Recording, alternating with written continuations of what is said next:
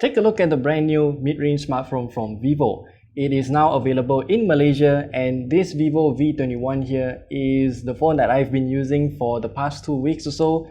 So let's take a look at its 6 points and see how this phone actually performs.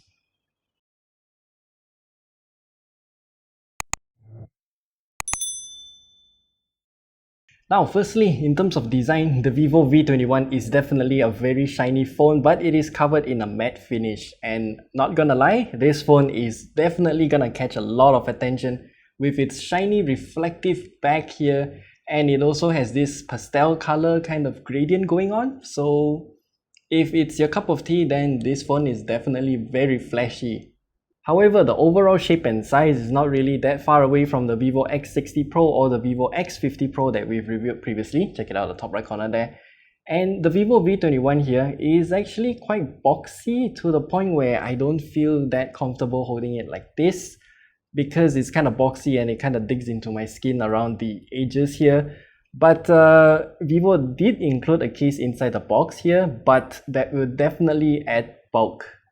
And the Vivo V21 here is definitely not small either, because it comes with a 6.55-inch AMOLED screen with 1080p in resolution and also 90Hz refresh rate. It definitely looks bright, it's vivid enough, and the colors are great.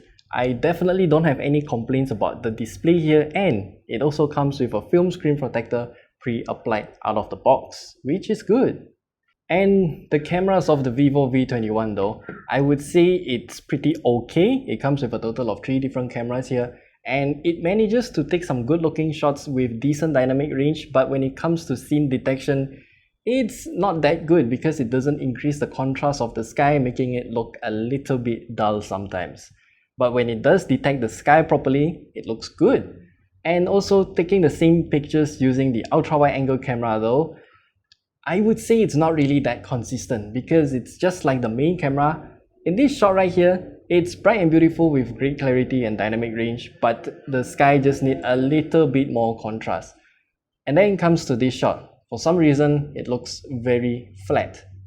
And in this shot right here, the buildings just look underexposed for my liking, but the sky looks great. As for the macro shots though, I wouldn't say it looks good, so I'll just leave it at that. By the way, I should also highlight that the camera UI for the Vivo V21 is not really that intuitive, because if you want to switch between the 3 cameras, it's just kind of annoying. And for the video side of things though, the Vivo V21's main camera does have OIS, and it can shoot up to 1080p at 60 fps. Its stabilization is good, but it seems to have a little bit of EIS mixed in, which marred the sharpness of the video quality overall. As for the selfie camera, that is also something worth highlighting. It's a bit overexposed for my liking, but it does a good job overall. And for selfie video, this is something weird. We are only able to capture 30 fps on either 4K or 1080p resolution, and the video's audio seems to be a bit imbalanced, because my voice seems to be biased towards the left side of the speaker instead. Hello everyone, this is a quick video test of the Vivo V21.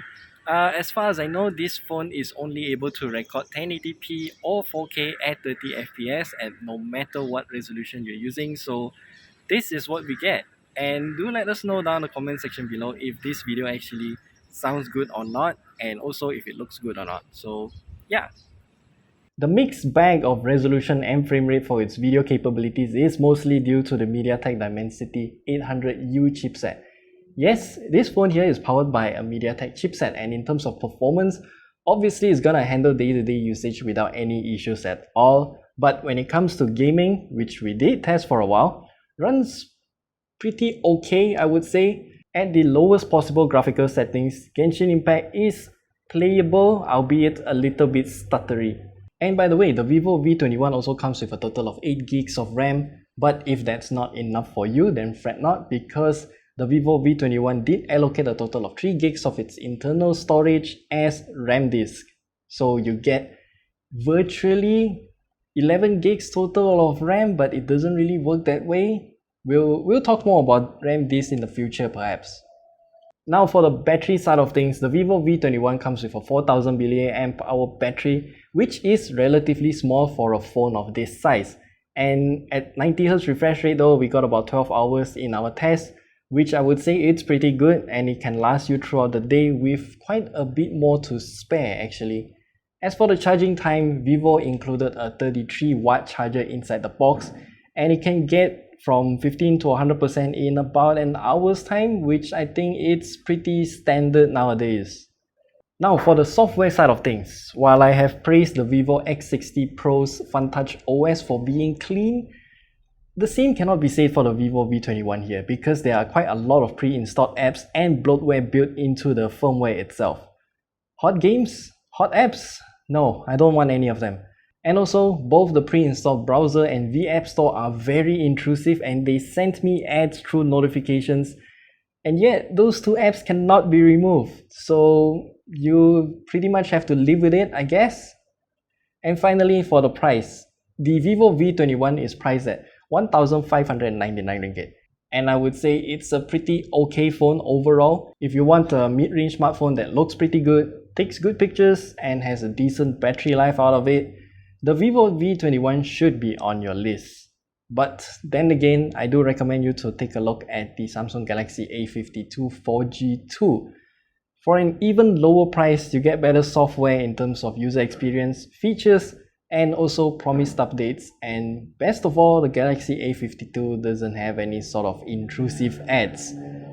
But with that said, the Vivo V21 is still an okay phone, I would say. So if you want to pick it up, go ahead.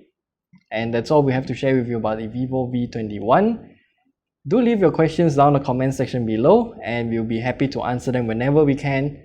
And we'll see you guys in the next video.